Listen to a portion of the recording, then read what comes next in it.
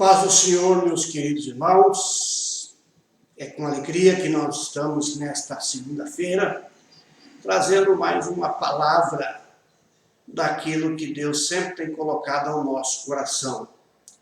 E hoje quero trazer uma palavra exclusiva aos ministros, aqueles que desejam trabalhar na obra do Senhor e que gostaria de exercer o ministério. É necessário ter em mente, primeiro, que o ministério não é uma profissão. Nós consideramos o ministério uma vocação, precisamente uma chamada para o ministério. Por isso que a palavra do Senhor diz que o Senhor nos dará, o Senhor concede à igreja. Então, não é uma escolha pessoal, ainda que, na maioria dos casos, há uma vontade, um desejo, um ardor de fazer. Mas pode não haver projeto de Deus nesta chamada. E se assim for, seu ministério não prosperará. Mas antes de ler o texto, para embasar aquilo que gostaria de trazer para você, eu gostaria que você se inscrevesse no nosso canal Walter Ignácio, no YouTube, e também curtisse nossa página também no Facebook, onde nós estamos expondo esses vídeos diariamente. A cada dia uma mensagem nova, a cada dia uma palavra nova que vai de encontro com aquelas necessidades dos evangélicos, dos que não são evangélicos, de alguém que ouve a palavra do Senhor. Então se inscreva no nosso canal. E para basear tudo aquilo que queremos falar nesta segunda-feira abençoada, eu quero ler um texto. Eu creio que muitas pessoas já me ouviram ministrar sobre este assunto. Eu já preguei muito sobre este assunto. É um texto que eu estou mais familiarizado com ele. E eu gostaria de chamar a tua atenção para a leitura. No Evangelho de Jesus Cristo, segundo escreveu Mateus, capítulo de número 16, o versículo de 13 a 16. Eu vou fazer a leitura, depois estarei comentando a passagem. Diz assim o texto: E chegando Jesus à região de Cesareia de Filipe, perguntou aos seus discípulos: Quem os homens dizem que o Filho do Homem é? E eles responderam: Alguns dizem que é João Batista, outros Elias, e ainda outros Jeremias ou um dos profetas. Então Jesus perguntou: E vocês? Quem dizem que eu sou? E Simão Pedro respondeu: Tu és o Cristo, o Filho do Deus vivo. Esta é a passagem que eu gostaria de usar para trazer uma mensagem ao ministério. Uma curiosidade natural de todo ser humano que Jesus deixou registrado, como humano que foi, na vida dele também. Ele quis saber, vou traduzir na minha linguagem, o que o povo pensa dele. Na verdade, ele perguntou para quem estava mais próximo, Ele disse: olha, o que o povo está dizendo que eu sou? E eu creio que aqui já demonstra apesar que isso é característico do Filho de Deus, um sentimento realista. Não um temor em questionar. Jesus tinha confiança no seu ministério, tinha confiança no seu procedimento, Jesus tinha confiança nas suas atitudes, mas ele despertou essa curiosidade. O que o povo está dizendo que eu sou? E eu penso que aqui deveria ser o ponto de partida para qualquer um que quer começar o ministério. O que as pessoas estão dizendo a seu respeito? O que eles falam sobre você? O que eles pensam sobre o seu ministério? Que gestos, atitudes, limitações, passagens da sua vida, o que eles dizem a seu respeito? E aqui precisa ser sincero. A gente que está disposto a perguntar o que as pessoas estão falando a nosso respeito, tem que estar disposto a ouvir o que as pessoas vão dizer. Uns provavelmente vão te elogiar, outros provavelmente vão te criticar, mas pelo menos você vai saber o que as pessoas pensam a seu respeito. Eu acho que esse é um princípio de desejo do ministério. Porque se eu ficar no que eu quero que eu seja, eu vou me tornar o melhor do mundo. Eu vou me tornar a pessoa mais santa, mais sincera, eu vou me tornar a pessoa mais verdadeira. Por quê? Porque isso é o que eu penso de mim. Agora, Jesus foi muito sincero. Ele disse, eu quero saber o que o povo está dizendo de mim. E eu penso que essa deve ser a primeira pergunta que você deve fazer sobre o seu ministério. Se você é um pastor, se você é um evangelista, um diácono, um presbítero, um missionário, um cooperador, não importa só o que você pensa a seu respeito. Porque no ministério é uma atividade para servir. E se você está servindo, o que o povo pensa a seu respeito? A prova disso está lá na escolha dos diáconos.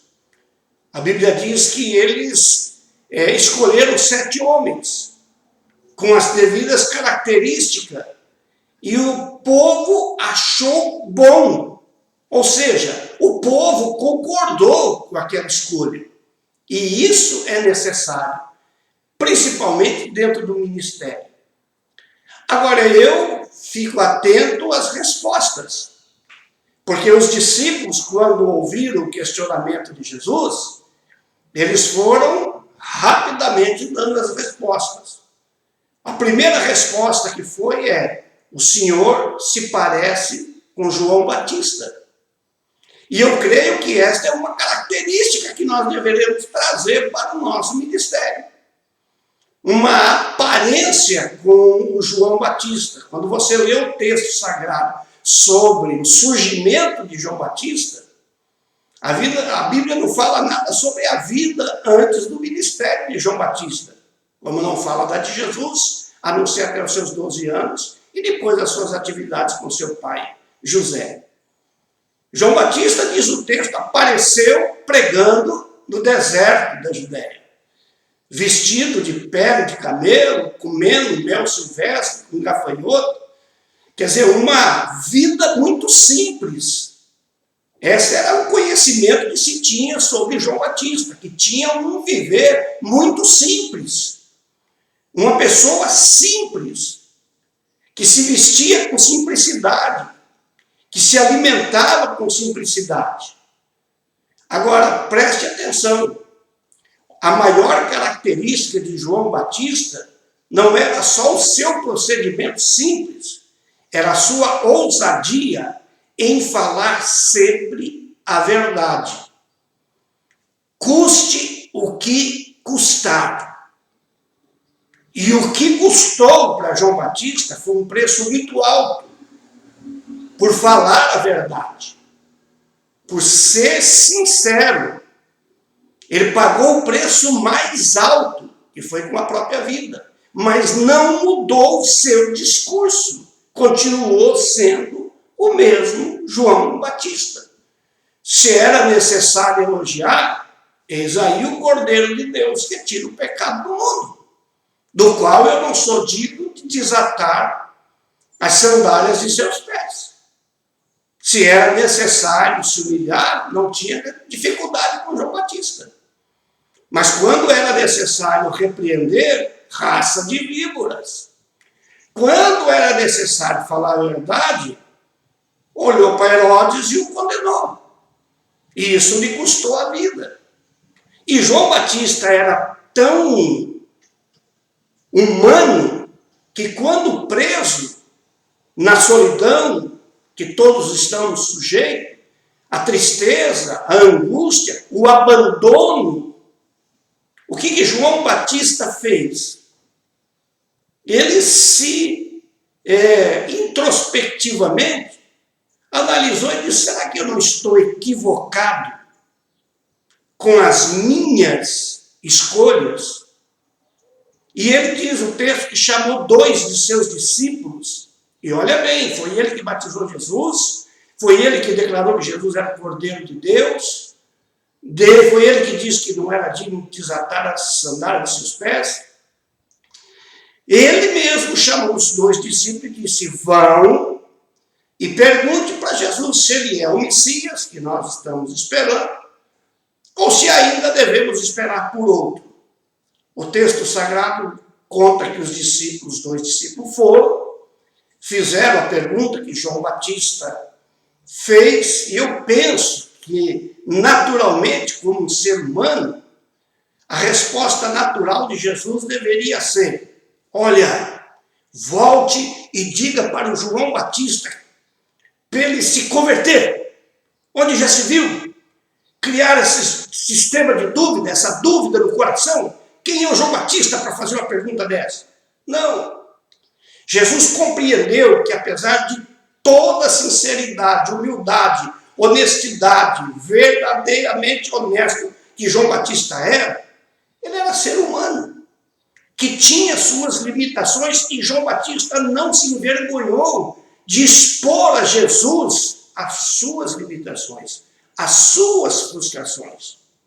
Jesus entendeu que João Batista precisava de um fortalecimento espiritual. Então Jesus não repreende João Batista. Muito pelo contrário. Ele chama os seus discípulos e diz: volte a João Batista e diga para ele que os cegos veem, os mudos falam, os paralíticos andam e os mortos são ressuscitados. Volte lá e diga isso para eles. E eu penso que os 2 discípulos voltam, talvez questionando entre si como daria aquela resposta para João Batista, uma vez que não foi isso que João Batista perguntou. Conhecendo a natureza de João Batista, eles estavam preocupados. O que será que o João Batista vai pensar quando a gente der a resposta que Jesus mandou entregar? Quando chegaram, João Batista perguntou: e daí? Encontraram com Jesus? Encontramos.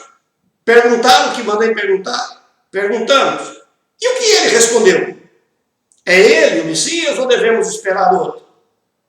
Aí eu creio que um dos discípulos disse: olha, ele não disse nada disso. Mas ele disse que os cegos veem, os surdos ouvem, os coxos andam e os mortos são ressuscitados. Eu creio, não está registrado no texto, mas eu creio que João Batista disse: chega, não precisa falar mais nada.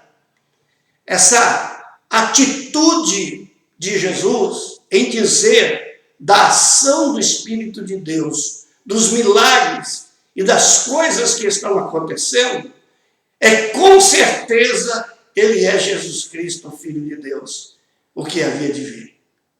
Talvez seja este momento que muitos que estão me ouvindo estão entristecidos com o seu ministério, amargurados com o seu ministério, estão aborrecidos com o seu ministério. Você foi sincero, você foi verdadeiro, você foi simples, você viveu uma vida de simplicidade, você se doou ao ministério e agora está frustrado.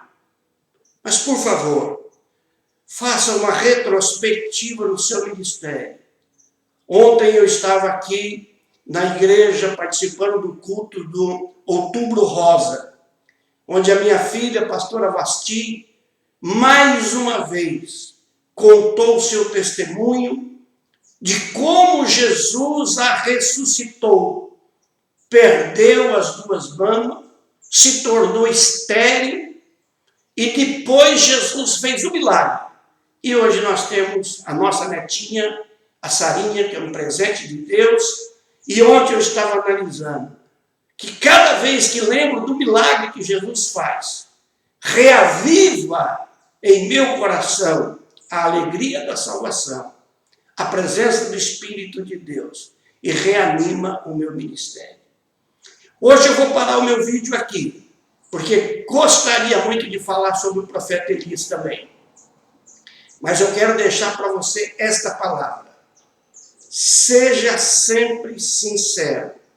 Veja o que o povo está dizendo a seu respeito. E não desanime.